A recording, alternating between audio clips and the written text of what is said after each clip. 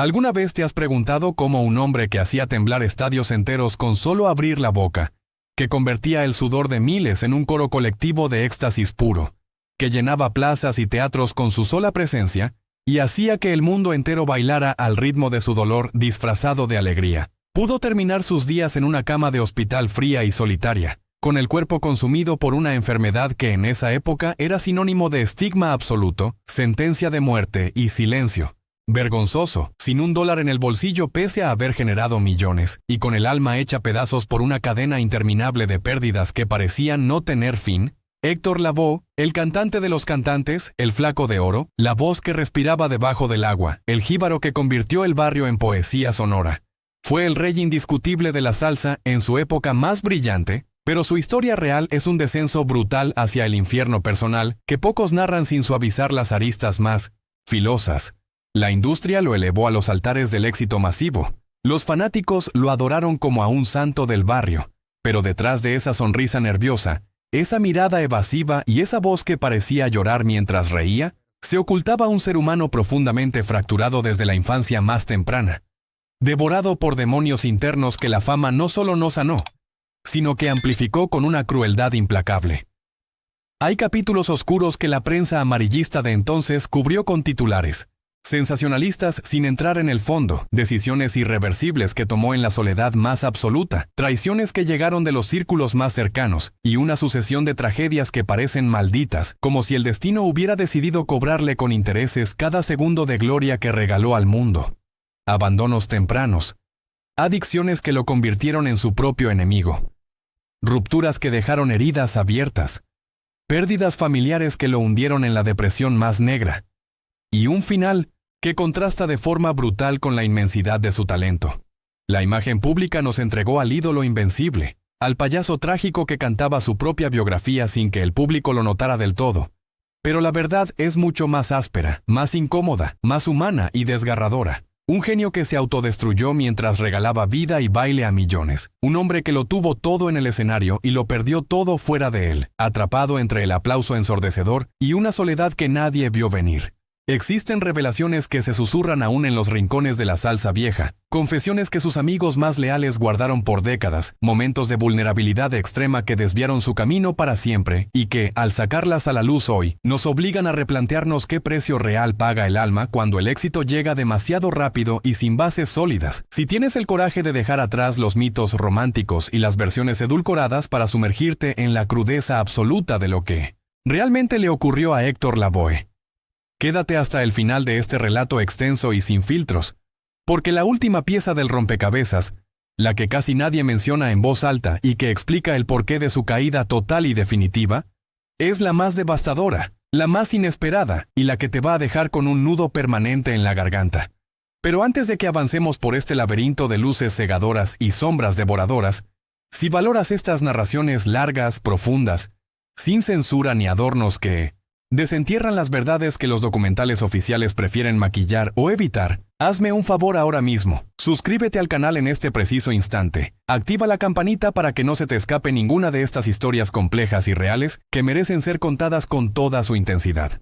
Tu suscripción es lo que nos permite seguir investigando, profundizando y trayendo al frente estas vidas que el tiempo intenta diluir o romantizar. Deja también tu like si ya sientes como la tensión se acumula en el pecho y el corazón late más fuerte. Comenta cuál canción de Héctor te rompe el alma en pedazos cada vez que la escuchas y quédate pegado hasta el último segundo, porque lo que viene te va a golpear como un trombonazo directo al centro del pecho y no te va a soltar fácilmente. Nació el 30 de septiembre de 1946 en el barrio Machuelo Abajo, sector Machuelito o Egipto, en la cantera de Ponce, Puerto Rico, en una casita humilde sin lujos ni comodidades, donde el dinero siempre escaseaba, pero la música flotaba en el aire como algo inevitable y cotidiano. Héctor Juan Pérez Martínez fue el segundo o uno de los 8 hermanos en el seno de Francisca Martínez, conocida cariñosamente como Panchita, una mujer dulce y cálida que llenaba la casa de ternura. Y Luis Pérez, Lucho, un guitarrista talentoso que tocaba en tríos locales y orquestas de pueblo, interpretando boleros y música tradicional con un sentimiento que se le pegaba al alma. Desde chiquito, Héctor absorbía todo. Las décimas improvisadas de los trovadores jíbaros que pasaban por el barrio, los boleros melancólicos que su padre cantaba con la guitarra en las noches calurosas, los ritmos que se colaban por las ventanas abiertas desde las casas vecinas. Pero esa calidez familiar se rompió de golpe cuando, con apenas 3 años, algunos relatos dicen 4 o 7, pero la mayoría coincide en los 3. Su madre Panchita enfermó gravemente de tuberculosis y falleció, dejando un vacío inmenso que el niño, pequeño, nunca supo cómo nombrar ni llenar. Ese primer abandono profundo marcó su carácter de forma irreversible. Un miedo crónico al rechazo. Una necesidad desesperada de ser visto, querido y aplaudido, que más tarde se manifestaría en esa entrega total y casi suicida sobre el escenario, donde cada verso era un grito silencioso de «Mírenme, no me abandonen otra vez». Su padre, viudo de repente y abrumado por la responsabilidad de criar solo a tantos hijos en la pobreza, intentó imponer orden y dirección con mano firme. Inscribió a Héctor en la prestigiosa Escuela de Música Juan Morel Campos de Ponce, donde el muchacho aprendió solfeo, teoría musical básica y tocó el saxofón con una destreza notable para su edad. Interpretaba boleros como Campanitas de Cristal de Rafael Hernández en fiestas escolares y presentaciones comunitarias, pero su corazón nunca estuvo realmente en el instrumento formal. Sentía que su verdadera expresión estaba en la voz, en esa forma callejera, sentida y visceral de decir las cosas que había heredado de los cantantes de barrio y los tríos que escuchaba en casa. Lucho soñaba con ver a su hijo convertido en un gran saxofonista profesional, con un futuro estable y seguro, lejos de los riesgos de la música popular. Se oponía rotundamente a que emigrara a Nueva York, la meca de la salsa emergente.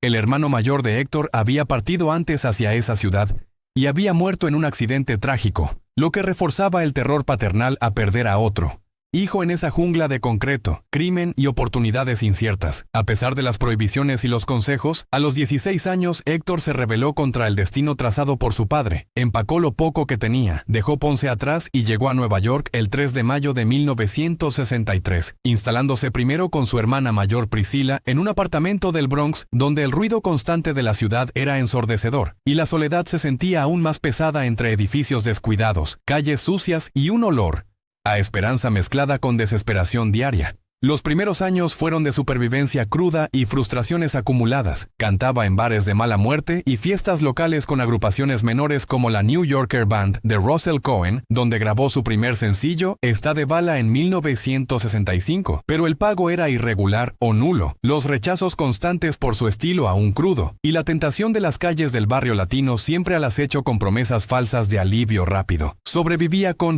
trabajos esporádicos de cualquier tipo, viviendo al día, durmiendo en sofás prestados o incluso en funerarias cuando no había otra opción, hasta que en 1966 el destino lo cruzó con Johnny Pacheco, quien lo presentó a un joven trombonista de 17 años llamado Willie Colón. Esa química fue inmediata, explosiva e histórica. La voz nasal, ronca, llena de calle y sentimiento de Héctor, se fusionó perfectamente con los arreglos agresivos, juveniles y tromboneros de Willie, creando un sonido fresco que revolucionaría la salsa neoyorquina. En 1967 lanzaron El Malo, un álbum que rompió todos los esquemas con temas como El Malo, Juana Peña, y que posicionó a la dupla como la nueva sensación del movimiento latino en Nueva York. Siguieron producciones legendarias: The Hustler, Guisando, Cosa Nuestra, Asalto Navideño, donde grabaron villancicos con sabor a salsa dura, El Juicio, y cada disco era un éxito rotundo que llenaba las listas, los bailes y los corazones. Llenaban el Cheetah, el Hunts Point Palace, y en 1973 el Yankee Stadium con más de 40,000 personas coreando sus nombres en un concierto histórico. Giraban sin parar por toda Latinoamérica, desde Perú hasta Venezuela, Colombia y su natal Puerto Rico, y Héctor se convirtió en sinónimo de salsa auténtica, de barrio real, de sentimiento puro. Pero el éxito trajo sombras cada vez más largas, la presión de las giras interminables, las expectativas desmedidas de promotores y fans, y la heroína que entró sigilosamente como escape temporal del estrés y el cansancio. Al principio era recreativa, para aguantar las noches largas. Pronto se volvió adicción que lo dominaba por completo, robándole control sobre su vida y su carrera. Las impuntualidades se hicieron legendarias y destructivas. Llegaba horas o días tarde a los shows. A veces desaparecía por completo. Y la relación con Willie Colón, que había sido como de hermanos, se deterioró hasta el punto de ruptura inevitable en 1973-1974. Willie, harto de cargar con las consecuencias de las adicciones de Héctor, de los shows cancelados y la inestabilidad constante, decidió separarse para estudiar composición, producir y salvar su propia carrera. Fue una separación dolorosa, casi un divorcio fraternal, que dejó a Héctor sintiéndose abandonado una vez más, como si la vida repitiera el patrón de pérdidas que había empezado con su madre. Héctor inició su etapa solista con La Voz en 1975, un álbum poderoso donde su interpretación de Todo tiene su final de Homie. Valentín sonaba como un presagio oscuro de su propia trayectoria. Luego vino Comedia en 1978, con el cantante de Rubén Blades, un tema que parecía escrito exclusivamente para él. Yo soy el cantante que hoy han venido a escuchar. Lo mejor del repertorio a ustedes voy a brindar. Pero mi vida es un payaso que ríe por fuera y llora por dentro.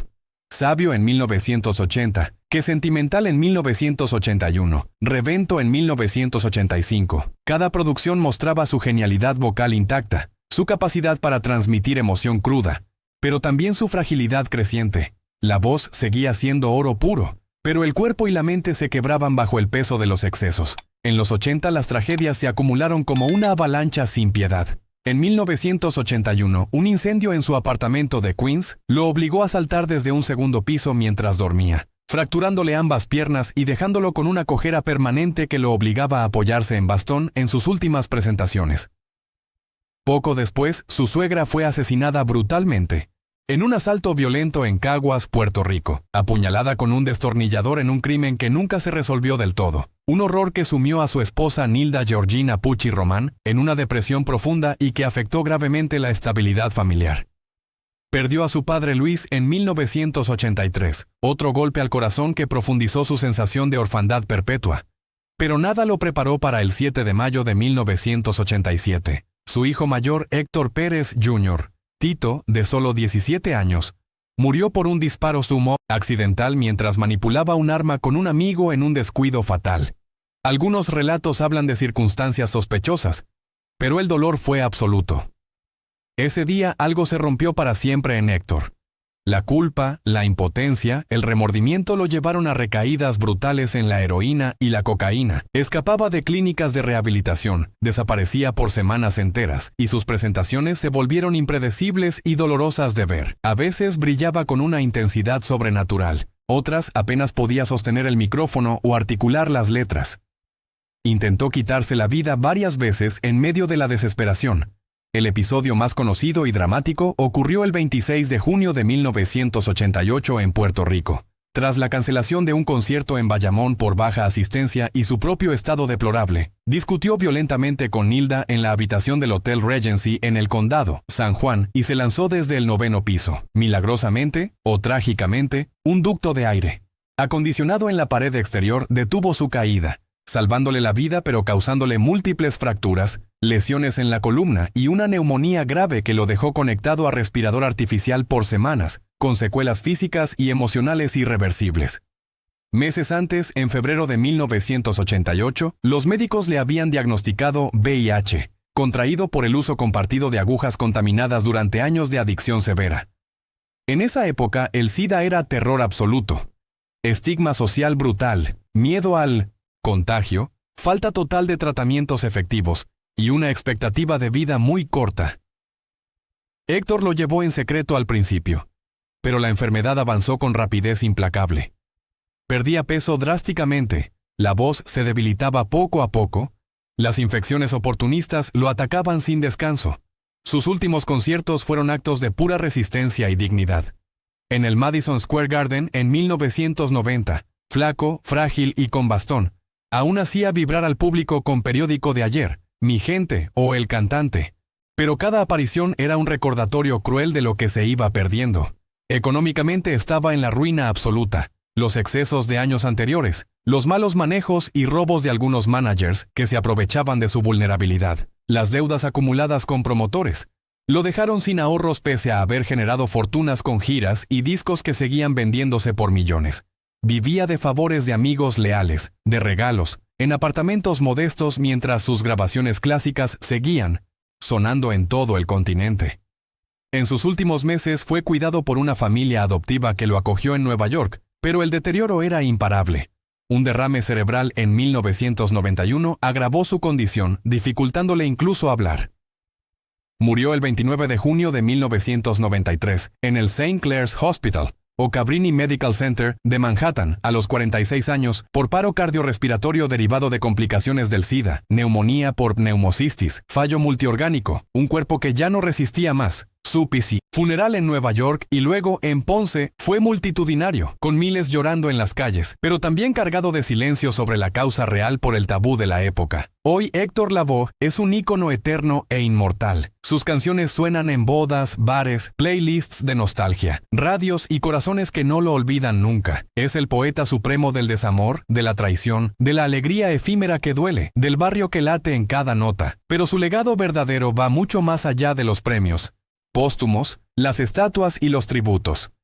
Es una advertencia viva y cruda sobre cómo la fama puede amplificar las heridas de la infancia en lugar de curarlas. Cómo la adicción no discrimina por talento ni éxito. Cómo el triunfo sin raíces emocionales sólidas termina en un vacío devastador. Nos enseñó a transformar el sufrimiento más profundo en arte sublime, a reír en la cara del destino aunque duela hasta el hueso. Y aunque su final fuera de miseria física, económica y emocional, su voz sigue viva, eterna, respirando debajo del agua en cada persona que tararea sus versos con nostalgia o lágrimas. Si esta narración extensa te removió por dentro, si sentiste cada caída como si fuera tuya y cada triunfo como un rayo de luz en la oscuridad, suscríbete al canal en este momento, deja tu like con toda la fuerza que tengas, comparte este video con alguien que necesite entender que el dolor no define el valor de una vida, ni apaga una voz verdadera, porque solo manteniendo vivas estas historias reales, profundas y sin adornos, podemos honrar a los gigantes que cantaron por todos nosotros. Gracias por llegar hasta aquí. Héctor, donde quiera que estés, tu gente nunca te olvida y tu legado sigue latiendo fuerte.